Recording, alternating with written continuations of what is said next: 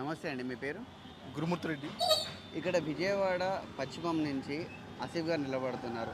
So ఈయన first time ఇక్కడ ఎమ్మెల్యేగా నిలబడుతున్నారు. ఎలా ఉండబోతుంది ఇక్కడ పరిస్థితులు? చాలా బాగుందండి. ప్రజెంట్ అయినా కాదు, ఎప్పుడైనా ఎలా అయినా బాగుంటుంది. ఆయన ఒక కార్యకర్త నుండి ఒక కార్పొరేటర్ నుండి ఇన్ఛార్జ్ నుండి మైనార్టీ కార్పొరేషన్ చైర్మన్ అయ్యారు. ఆయన కష్టాన్ని గుర్తించి ఈరోజు జగన్మోహన్ రెడ్డి గారు ఆయనకి ఇన్ఛార్జ్ ఇచ్చారు. నెక్స్ట్ అభ్యర్థిగా అనౌన్స్ చేశారు. డెఫినెట్గా ఆయన గెలుస్తారు. మూడోసారి హ్యాట్రిక్ కొడతామని మేము పశ్చిమ నుండి జగన్మోహన్ రెడ్డి గారికి మూడోసారి హ్యాట్రిక్ కొట్టి ఒక గెలిచి మేము కానుకగా ఇస్తాం. నెక్స్ట్ వచ్చేది కూడా జగన్మోహన్ రెడ్డి. దీనిలో సందేహం ఏం లేదు. ఎంతమంది ఎన్ని చేసినా కానీ వచ్చేది జగన్మోహన్ రెడ్డి. దానికోసం ఎవరు ఆలోచించే పని అయితే లేదు. ఆయన ఒక పేదలు కార్యకర్తలు అన్న వాళ్ళకి పెద్దపీట వేసి ఈరోజు ఎవరు కష్టపడుతున్నారో వాళ్ళ కోసం ఆయన చూస్తాను. అంతేగాని ఎవరు ధనవంతులు అనే చూసే వ్యక్తి కాదు జగన్మోహన్ రెడ్డి. వీళ్ళ ఎవరు డబ్బులు చేస్తానంటే చేసేది కష్టపడే వాళ్ళకే పెద్దపీట వేసే వ్యక్తి జగన్మోహన్ రెడ్డి. 2024లో జగన్మోహన్ రెడ్డి సీఎం పక్కా. దీనికైతే ఎవరు ఆలోచించే పని లేదు. జగన్మోహన్ రెడ్డి గారి పథకాలే కానీ ఆయన చేసే సేవలే కానీ కార్యక్రమాలే కానీ ప్రతి ఇంటింట వెళ్ళి ఈరోజు మంచి వెలుగుని చూపిస్తున్నాయి.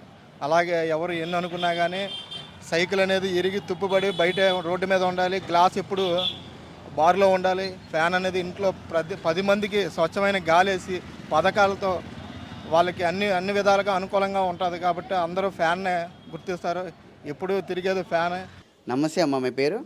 బుజ్జమ్మ. తిన్నారా? తిన్నాను, టిఫిన్ చేశారా? ఏంది జగన్ గారు పాంప్లెంట్ పట్టుకొని కూర్చున్నారు? జగన్ గారు అంటే ఇష్టమా? జగన్ గారు అంటే ఇష్టం మాకు. ఎందుకనమ్మా? మాకు అన్నీ కావాల్సినటువన్నీ మాకు ఏ లోటు లేకుండా మమ్మల్ని చూస్తున్నాడు. పోయి చిన్నవాళ్ళు కానీ పెద్దవాళ్ళు కానీ మమ్మల్ని గమనిస్తున్నాడు. మాకు అన్నీ చూస్తున్నాడు, ఏ లోటు లేదు. అందుకని మాకు ఆయన అంటే చాలా ఇష్టం. చాలా ఇష్టం. ఏం పని చేస్తుంటారమ్మా మీరు? మున్సిపాలిటీలో ఎంప్లాయీ మీరు. ఇప్పుడు మీ మున్సిపాలిటీ ఎంప్లాయీస్ వరకు జగన్ గారు వచ్చినప్పటి నుంచి మీకు మంచిగా జీతాలు వస్తున్నాయా? జీతాలు వస్తున్నాయి, కానీ 2 నెలలు ఆపాడంటే సమ్మె చేసాం కదా, 17 రోజులు సమ్మె చేసాం కదా. ఆ సమ్మె వల్ల కానీ ఆపేయడం అంటే తెలియదు. 2 నెలలు జీతం వేస్తాను అని చెప్తున్నారు. వేస్తారు మాకు ఏ లోటు చేయదు, మాకు వేస్తారు. మాకు ఇప్పుడు 5 సంవత్సరాల జగన్ గారి పరిపాలన చూస్తారు కదా, ఎలా అనిపించింది? మాకు పర్వాలేదు. మమ్మల్ని బాగానే 5 సంవత్సరాల నుంచి మాకు ఏది కావాలన్నా చేయాలన్నా మా బాగానే చూశారు. మాకు ఏ లోటు పాటు లేదు. పిలిస్తే పలికే విధంగా ఉన్నారు ఆయన.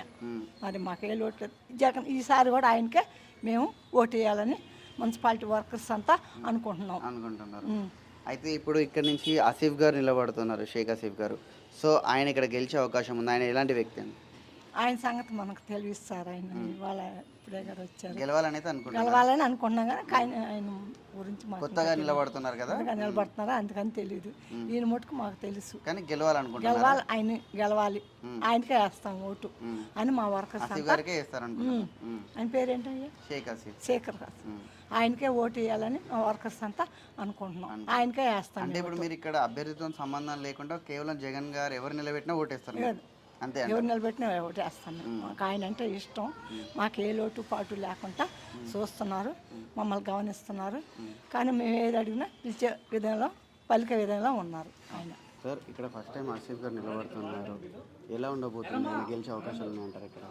ఆసిఫ్ గారు పార్టీ పెట్టిన కాడి నుంచి కార్పొరేటర్గా ఒక బోర్డు మెంబర్గా బాగా ఎదిగిన మనిషి, అందరికీ పరిచయం మనిషి.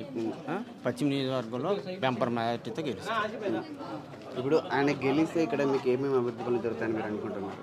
అభివృద్ధి పనులు మెయిన్ రోడ్డు, కొండ మీద వాటర్ ట్యాంక్ ఒకటి శంకుస్థాపన చేశారు. అది మెట్లు, తర్వాత పైన కొద్దిగా ప్రాబ్లం డ్రైనేజ్ పైప్ లైన్ అవి చేస్తాను. నేను గెలిస్తే చేస్తాను. సో ఆసిఫ్ గారు ఈసారి ఎంత మెజార్టీతో గెలవబోతున్నారని మీరు అనుకుంటున్నారు? 15 నుంచి 25. 25,000తో మెజార్టీతో గెలుస్తారు. సమస్య లేదు. ఎందుకంటే ఇప్పుడు టీడీపీకి గాలి గట్టిగా వీస్తుందని అంటున్నారు, మీరేమంటారు? టీడీపీ జనసేనకి ఇంక ఎవరికి ఇస్తారనేది ఇప్పుడు కూడా తెలియదు. ఎవరికి ఇచ్చినా ఈయనే. వాళ్ళు టీడీపీలో ఎవరు వచ్చినా జనసేన ఎవరు వచ్చినా ఆసిఫ్ గారు, సమస్య లేదు. కాకపోతే జనసేనకి ఇస్తే బంపర్ మెజార్టీ, తెలుగుదేశంకి ఇస్తే కొద్దిగా టఫ్. తెలుగుదేశం టికెట్ ఇస్తే కొద్దిగా టఫ్ ఉంటుంది, జనసేనకి ఇస్తే బంపర్ మెజార్టీ. సమస్య లేదు. తెలుగుదేశం వాళ్ళు కూడా ముస్లిమ్స్కే ఇస్తారు. జలీల్ ఖాన్ గారు ఉన్నారు కదా, వీళ్ళు కానీ కాదు, వేరే వాళ్ళు. వేరే వాళ్ళకి ఎవరు ఇచ్చినా ఇప్పుడు ఆసిఫ్ గారు అయితే గెలిచే అవకాశాలు ఉన్నాయి సమస్య లేదు. 15 నుంచి 25,000 మెజార్టీ గ్యారంటీ.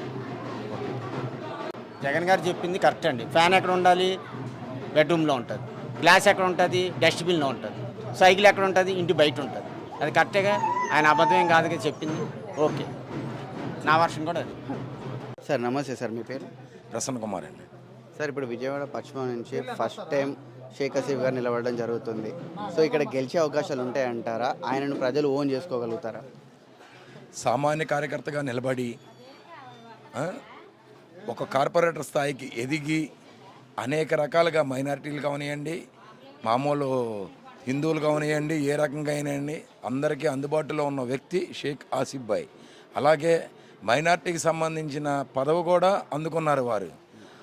అందుకున్న తర్వాత కూడా వైఎస్ జగన్మోహన్ రెడ్డి గారి ఆయనకి అనుగుణంగా ఈయన వర్కబుల్ క్యాండిడేట్ అని చెప్పని తెలుసుకొని షేక్ ఆసిఫ్ భాయ్ని పశ్చిమ నియోజకవర్గానికి వైఎస్ఆర్ కాంగ్రెస్ పార్టీ ఎమ్మెల్యే అభ్యర్థిగా నియమించడం ఆశ్వాసపదం. నేను ఇందాక చెప్పింది అదేనండి. ఒక కార్యకర్తగా వచ్చి కార్పొరేటర్ స్థాయికి ఎదిగాడంటే ఆయన కష్టపడబట్టే కదండి. ఆ కష్టాన్ని తగ్గ విలువని వైఎస్ జగన్మోహన్ రెడ్డి గారు గుర్తించబట్టి ఈ యొక్క పశ్చిమ నియోజకవర్గ సీటుని ఎంతమంది ఎన్ని రకాలుగా చేసినా కానీ ఒక కార్యకర్తకి ఇద్దాం అనే ఆలోచన తత్వంతో షేక్ ఆసిఫ్ భాయ్ని నియమించడం మాకు చాలా ఆనందకరంగా ఉందండి. సో ఖచ్చితంగా ఈసారి ఆసిఫ్ గారు ఇక్కడ గెలిచే అవకాశం ఉందంటారా? జగన్ గారు ప్రవేశపెట్టిన నవరత్న పథకాలని అన్నీ ప్రతి ఒక్కటి తూచాచప్పగా పాటించి అందరికీ ప్రతి కుటుంబంలో అమ్మఒడి అవనియండి, విద్యా దీవెన అవనియండి, వృద్ధాప్య పెన్షన్ అవనియండి, 1వ తారీఖు ఎవరండి ఇచ్చేది? 5:30కే లేపి అలాంటి అభివృద్ధి కార్యక్రమాలు వైఎస్ జగన్మోహన్ రెడ్డి గారు ప్రవేశపెట్టిన పథకాలని చూసి అలాగే షేక్ ఆసిఫ్ భాయ్ ఒక కార్యకర్తగా వచ్చి కార్పొరేటర్గా ఎదిగి ఈరోజు ఈ స్థాయికి నిలబడిన వ్యక్తి ఉన్నాడు. కాబట్టే జగన్మోహన్ రెడ్డి గారు ఆలోచించి మంచి వ్యక్తిని వేయాలి, నియమించాలి, పశ్చిమ నియోజకవర్గం ఇంకొంత అభివృద్ధి చేయాలి అనే పదంలో దూసుకెళ్ళటానికి వైఎస్ జగన్మోహన్ రెడ్డి ఆలోచన చాలా మంచిది. అలాగే ఆసిఫ్ భాయ్ అత్యధిక మెజారిటీతో గెలుపు పొందుతారు అని మేము ప్రతి గడప తిరిగి కష్టపడి ఆయన యొక్క విజయం కొరకు మేము ఒక్కరం పాటుపడతామని కోరుకుంటున్నామండి. నిన్న అనంతపురంలో జరిగిన సభలో జనసందోహాన్ని చూసి గ్లాస్ ఎక్కడుండాలి అనేది వాళ్ళు ఎత్తుక్కుంటారు, ఆ గ్లాస్ని ఎక్కడ పెట్టాలనేది. అలాగే సైకిల్ని ఏ రకంగా తొక్కాలి, తిప్పాలి, చెయ్యాలి, దానికి చైన్ ఉందా లేదా అనే ఇది వాళ్ళు ఆలోచించుకుంటారు. అలాగే ఫ్యాను 3 రెక్కలు ఉంటుంది, ఇంటిలో చల్లటి గాలి ఇస్తుంది. ఆ గాలికి ప్రతి వ్యక్తి చల్లగా సేద తీరుతారు. ఆ యొక్క సేద తీరడమే వైఎస్ జగన్మోహన్ రెడ్డి గారి అభివృద్ధి ఆదేశాలు. అలాగే షేక్ ఆసిఫ్ గారి యొక్క ఈ యొక్క పశ్చిమ నియోజకవర్గానికి కరెక్ట్ మనిషిని ఇచ్చారని చెప్పని మేమందరం అనుకుంటున్నాము. విజయం సాధించడానికి ప్రతి ఒక్కరం ప్రయత్నిస్తాం. సైకిల్ బయట ఉండాలి సార్, గ్లాసు షింక్లో ఉండాలి, ఫ్యాను ఇంటికి తగిలిచ్చి ఫ్యాను చల్లగా తిరుగుతూ ఉండాలి.